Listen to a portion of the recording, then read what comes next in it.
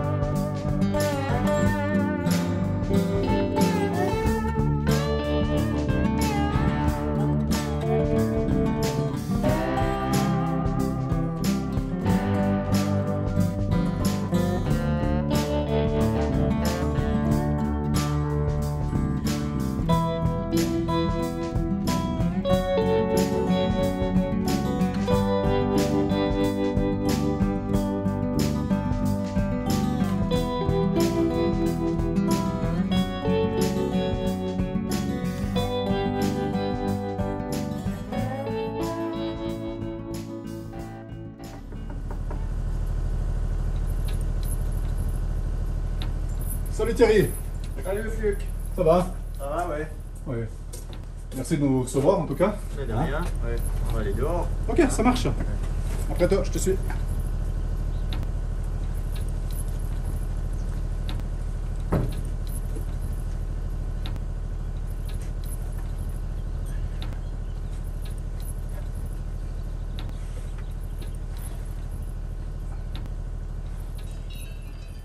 Lorsqu'on m'a parlé de toi et de ton épouse, on m'a dit que vous éleviez justement des chèvres, mais qu'en plus de ça, vous produisiez du fromage. Vous avez donc deux métiers, vous êtes à la fois éleveur et puis fromager, ou comment ça va? Voilà, ouais, moi j'aime bien le terme, c'est producteur caprin. Ça veut dire qu'on s'occupe de l'élevage des chèvres et de la fabrication du fromage, de la vente et toute la chaîne. Et puis j'ai aussi entendu comme quoi tu avais innové, enfin quand tu avais reçu un prix parce que tu avais une fromagerie mobile. Voilà, exactement, ouais. On C'est a quoi ça? imaginé. Parce que quand on a commencé à faire plus que l'élevage de chèvres et la fabrication, il nous fallait un local de transformation pour la ferme en bas et l'alpage. Alors on a décidé de faire un seul local qu'on puisse déplacer. Donc c'est en fin de compte un local sur remorque en fait. Voilà, ouais, c'est une remorque qu'on peut déplacer en fait, ouais. Et on avait reçu un prix à l'innovation agricole du canton de Fribourg et aussi l'agro prix niveau suisse. Ah, donc c'était une excellente idée en fait. C'était une excellente idée. Ouais. Personne n'y avait pensé avant. Pas autrement, non. Et puis maintenant, ça fait 16 ans que ça dure. Bah, On faut fait croire que les ça marche. trajets, ouais. Ah, ok, bah, c'est super. C'est une race spécifique de chèvre que vous avez là? Là, c'est la race alpine chamoisée, on appelle. C'est une race suisse, et puis qui se prête bien pour la montagne. Ouais. Mais elle a d'autres propriétés, notamment au niveau de la production du lait ou pas Ouais, forcément? alors elle a une bonne production de lait, puis elle a des bonnes teneurs, surtout en graisse et en protéines. D'accord. C'est quoi la grande différence qu'il y a entre, ouais, je dirais au niveau qualitatif, peut-être de ce que ça apporte le lait de chèvre et puis le lait de vache? Alors, le lait de chèvre est beaucoup plus digestible que le lait de vache parce que les globules gras sont répartis beaucoup plus finement dans le lait. Et pourtant, on n'en trouve pas forcément sur le marché ou comme ça aussi. Non, parce que le lait de chèvre, c'est pas un gros marché. C'est à cause de quoi? À cause c'est un goût un petit peu différent ou?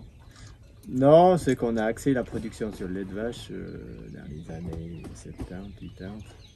Et puis la production de lait de chèvre est restée très marginalisée.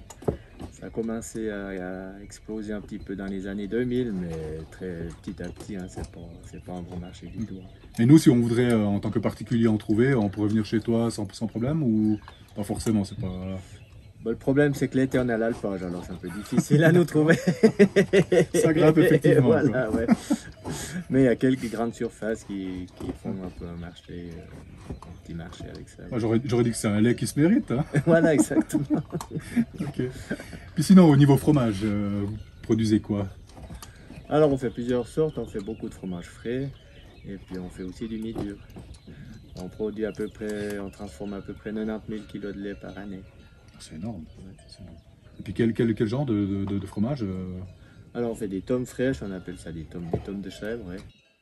Et puis c'est à peu près moitié-moitié avec des fromages mi-durs, style raclette ou vacherin. Ça fait pas mal de travaux à côté encore alors. Alors ça fait pas mal. Pour les mi-durs, il faut encore les affiner 2-3 mois en cave. Et puis les frais, alors ça part tout de suite. On va livrer 2-3 fois par semaine dans les commerces, différents commerces. Puis alors, j'ai vu aussi justement qu'en bas, vous aviez la cave. Ouais. Donc ici, vous produisez, en fin de compte, après vous redescendez tout, puis pour mettre à la cave en bas en fait. Voilà, ouais, les mi-durs. Tandis que les frais, on les descend directement chez les clients.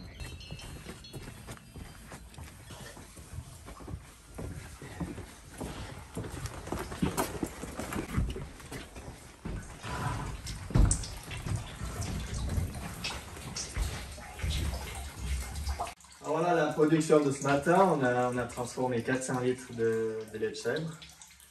Alors, on a fait 200 litres en fromage frais. Une tonne de chèvre, ça nous fait à peu près 160 pièces. Et puis, on a fait 200 litres en fromage mi-dur. Ça nous fait 6 pièces. Et les jaunes? Et les jaunes, c'est la production d'hier. On laisse un peu essuyer jusqu'à demain.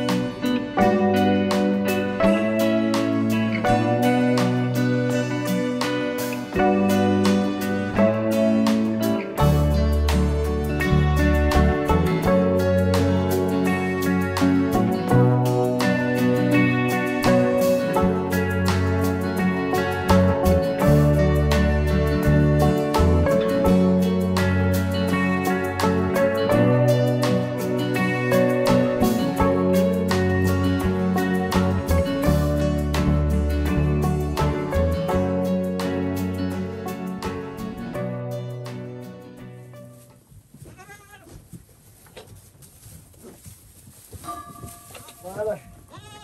Une question, Thierry. Ça demande quand même pas mal d'entretien alors au niveau des chèvres. Oh, beaucoup, ouais. On ça donne beaucoup de travail. Puis c'est toute l'année, c'est un peu un cycle. Ça commence, si on commence au début, c'est au mois d'août, on met les boucs. On met 2 boucs avec les chèvres. Elles vont saillir pendant un mois et demi. Ensuite, la gestation va durer 5 mois. Alors, on va les traire jusqu'au 3e mois de gestation. Puis après, on va toutes les tarir, on arrête de traire. Ça veut dire décembre, janvier. Là, on est un peu plus tranquille. Ensuite, fin janvier, début février, là, commence les mises bas. Alors là, c'est le gros boulot. Ça veut dire qu'on a à peu près 200 cabris en un mois et demi, quoi. Ah wow. Qui naissent, ouais. Avec 120, 130 chèvres. Ah ouais, c'est énorme quand même. Ouais, c'est énorme. Ah, ça Et fait puis, un joli troupeau alors. Ouais. Bon, là, c'est le gros boulot qui recommence. C'est les mises bas, il faut surveiller, il faut contrôler. Et puis, il faut commencer à traire. Et puis, alors, faut maintenant la fabrication. Mais j'avais encore une question. En fait, pourquoi tu les montes à l'alpage, les chèvres? Alors, parce qu'au début, on n'avait pas assez de terrain en bas à la ferme principale. Et puis, on a pu avoir l'alpage à ma belle famille. Et puis, c'est pour ça qu'on reste tout l'été là. Et puis, en plus, c'est une montagne qui est assez pentue, donc assez bien typée pour les chèvres, quoi. Elles se plaisent assez bien là, il y a de la bonne herbe. D'accord. Et puis, mais c'est clair que c'est du travail en plus, quoi. Pour faire les clôtures, il faut descendre les fromages, il faut descendre en bas, faire les foins. Est-ce que l'herbe justement de la montagne, ça change quelque chose par rapport à la qualité de ce que tu obtiens au niveau du lait ou pour les fromages? Il y a peut-être un petit plus au niveau du goût, mais au niveau des rendements, ça dépend les années. L'année passée, c'était très mauvais, puis cette année, c'est très bon. Ouais. Ça dépend tout de la météo. Surtout parce qu'ici en montagne, en fin de compte, ils ont plus de l'herbe qui est fraîche, Voilà, alors ouais. que quand en vallée, c'est beaucoup plus vite sec ou comme ça aussi. Voilà, ben en bas, on donne aussi un peu de fourrage à l'intérieur. Ici, non, elles vont seulement à l'extérieur. Combien d'hectares ça représente ce que tu as pour les chèvres?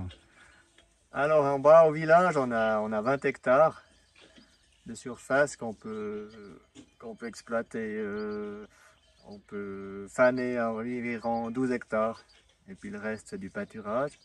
Et puis ici à l'alpage, on a 25 hectares, mais c'est très relatif hein, parce qu'il y a les rochers, les forêts. Mais ça nous permet de rester 4 mois avec 125 chèvres et puis une quinzaine de génisses. Puis j'ai vu que tes chiens te servent grandement aussi pour rapatrier le troupeau.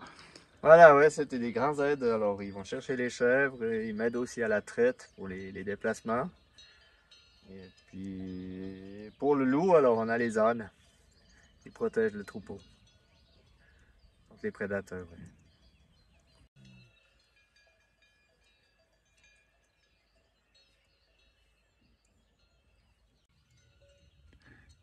Ce genre de chien, c'est toi qui les as élevés ou tu fais appel justement à des dresseurs?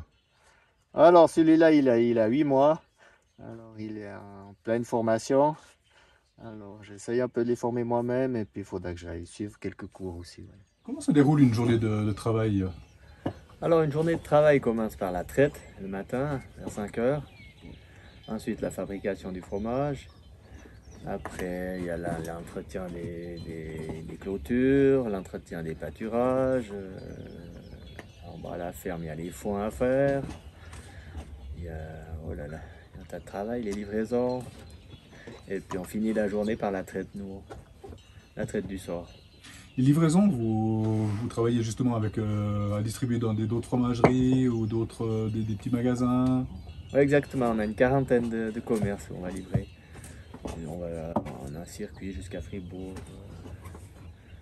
Je ne sais plus combien de kilomètres. Mais... Bah, c'est déjà pas mal le canton de Fribourg. Ouais. Hein. Ça fait déjà pas mal Ouais. effectivement de kilomètres. Ouais. Quoi. Ouais, beaucoup de commerces spécialisés dans les fromages. Ah, en tout cas, moi j'ai beaucoup entendu parler de toi et de ta famille quoi, Ouais. par rapport à ça. Donc, vous êtes fait un joli label de qualité là. Oui, oui, non, il n'y en a jamais de souci on n'a jamais de surplus, disons. Juste une question, puisqu'on parle de label. Est-ce que c'est difficile justement d'obtenir ce qu'on appelle maintenant beaucoup les AOP ou ce genre de choses ou... Alors nous, comme c'est un marché de niche, on n'a pas d'AOP. Hein. C'est simplement notre production qui est livrée régionalement. On n'a pas d'AOP, on n'a pas de certification ou autre. Quoi. Bah ça c'est plutôt, alors notamment quand on donne des attributions d'AOP, c'est plus spécifiquement pour... Ou exporter aussi beaucoup. Pour D'accord. reconnaître le fromage dans les autres pays aussi. Ouais. Les autres régions. Ouais. Mais là, avec les productions qu'on a, non, c'est pas nécessaire. Je pense que ça doit demander énormément de travail Voilà, supplémentaire. ouais. C'est surtout puis des normes. On ne fait pas tous Ouais. les mêmes produits, voilà. D'accord. Chacun Ouais. ses spécificités. Ouais, c'est aussi ce qui fait que ça se démarque. Et puis, Voilà, voilà. exactement. Ouais. Ouais. C'est beaucoup le bouche à oreille. Et puis les gens peuvent venir sans autre comme ça à la ferme pour t'acheter du fromage, ou est-ce qu'ils doivent te téléphoner au préalable? Ouais, c'est mieux, ouais, parce qu'on n'a pas de magasin à la ferme vu qu'on est 4 mois à l'alpage. Alors, et puis qu'on livre aussi dans le commerce du village, on peut faire de concurrence aussi. Au puis commerce du coin, ouais. Et puis ceux qui veulent du lait de chèvre, enfin comme moi, bah, ils ont qu'à monter quoi en fait. Voilà, exactement. Non, je rigole.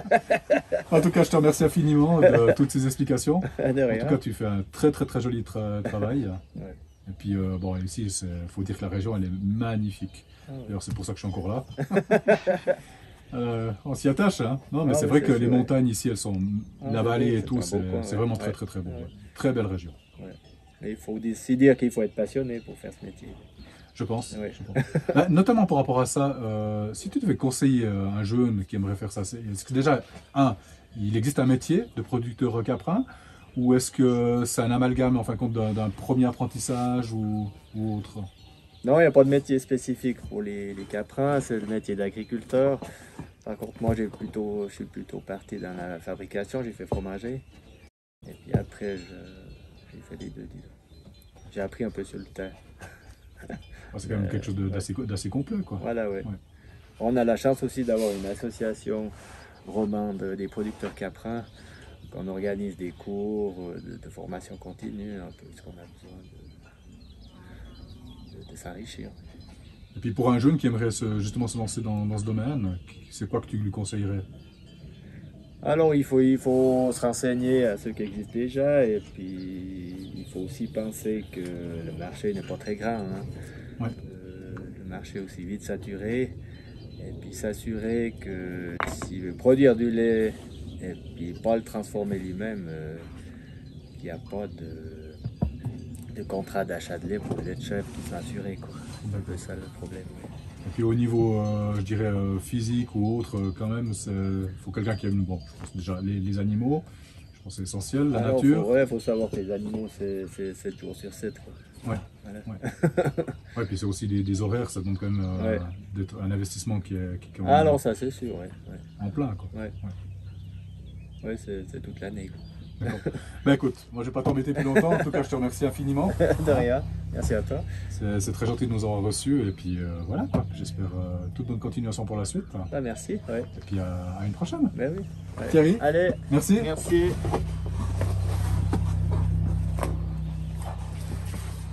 Allez, ciao.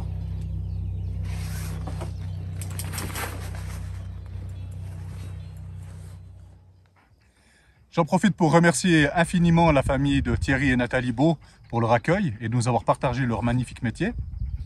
Si tu as aimé cette vidéo, je t'invite à t'abonner, à la liker, à nous laisser des commentaires, des suggestions. Tout ça permet de renforcer la visibilité de la chaîne. Si toi également tu connais des artisans, ou si toi-même tu en es un et qu'on a la possibilité de faire des vidéos, je t'invite à m'en informer en m'écrivant à info@regioneterroir.com. Tu peux également te rendre sur le site internet pour avoir d'autres informations complémentaires aux vidéos que l'on tourne sur www.regioneterroir.com.